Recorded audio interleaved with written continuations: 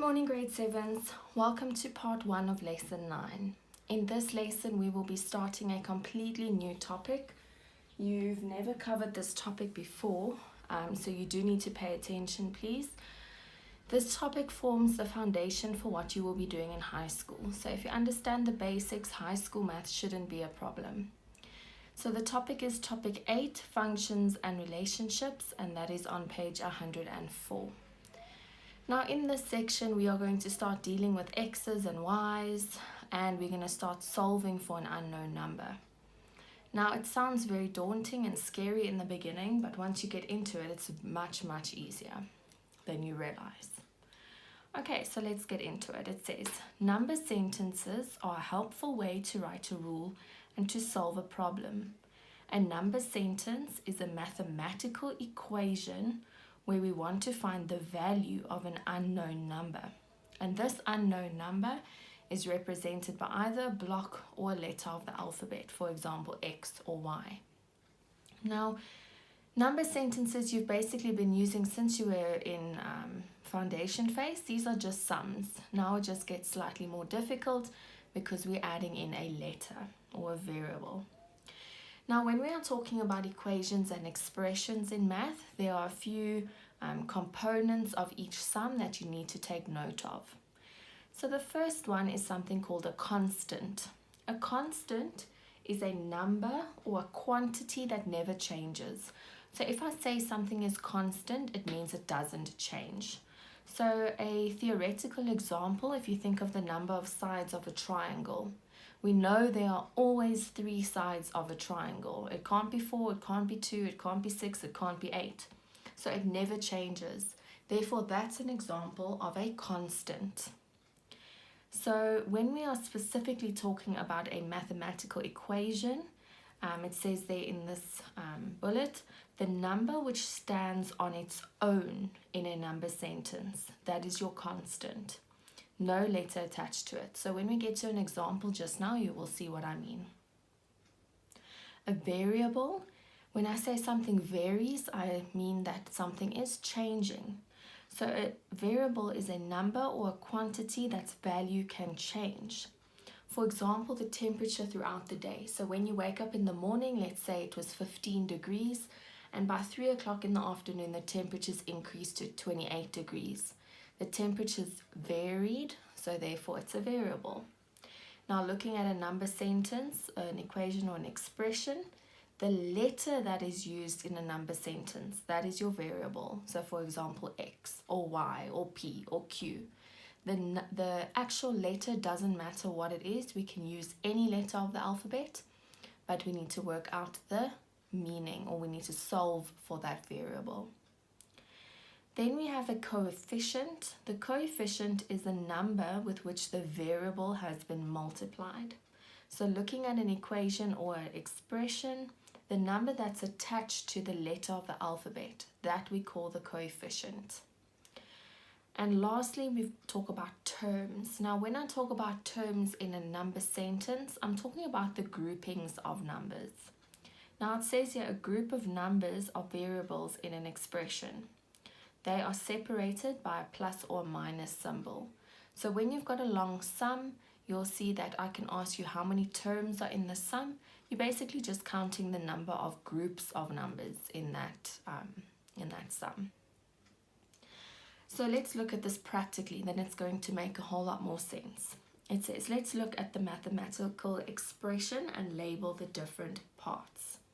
So our first equation over here is 4x minus 3. Now that is an example of an expression, a mathematical expression. So I said at the top here, the constant is the number which stands on its own in a number sentence. So it's not attached to anything. So 4x, we can see the 4 and the x are attached together. They're stuck together. Then I have minus 3. Now that minus 3 is not stuck to anything. It's the number on its own. So that number is the constant. So for the first one, the constant is negative 3. Please make sure you always include the symbol next to the constant, whether it's a plus or a minus. Alright, then the variable. Remember I said the variable is the letter that is used in the number sentence, the letter of the alphabet. So we have 4x minus 3. So the letter that we are using is x. So the variable is x. Please take note, you draw a cursive X. Don't just draw the normal cross, otherwise it looks like a multiplication symbol. Alright, then the coefficient. The coefficient is the number that is attached to the letter in the number sentence. So we've got 4x minus 3. Now I'm going to highlight the things that we've already written down. So I've already written down the constant. Okay, we can highlight that over there. Then the variable we said was the letter of the alphabet, that's x. Now the coefficient will basically just be the leftover. So there we've got the 4, that's the number stuck to the variable. So our coefficient is then the number 4. So there I've got my whole number sentence that's been labeled. Now it says the number of terms. So remember I said terms are only separated by pluses and minuses. So you can see we've got 4x, there's one term. We've got a subtraction sum, so that divides the term. And then we've got a 3, so that's our second term.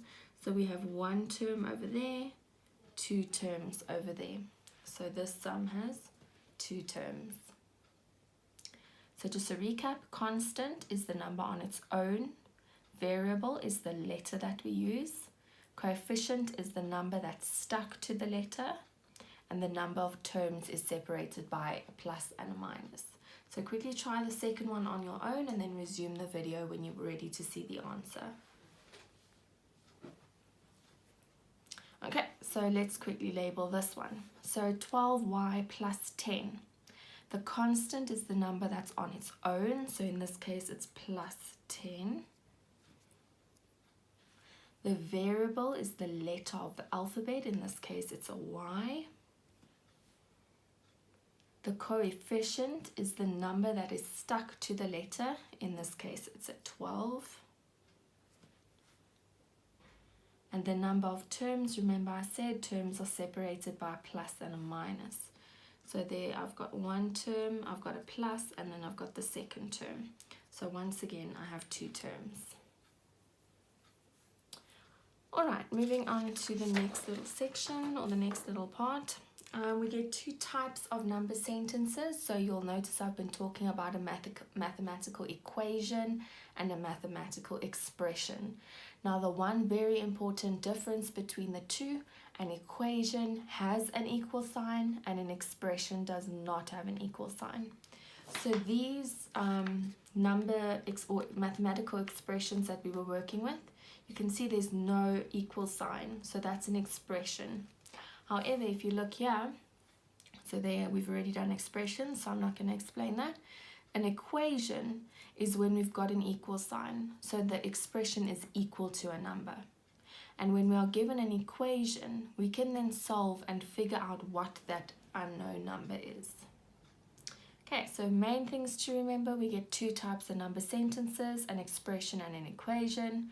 Remember, coefficient is the number stuck to the letter, the variable is the letter, and the constant is the number on its own.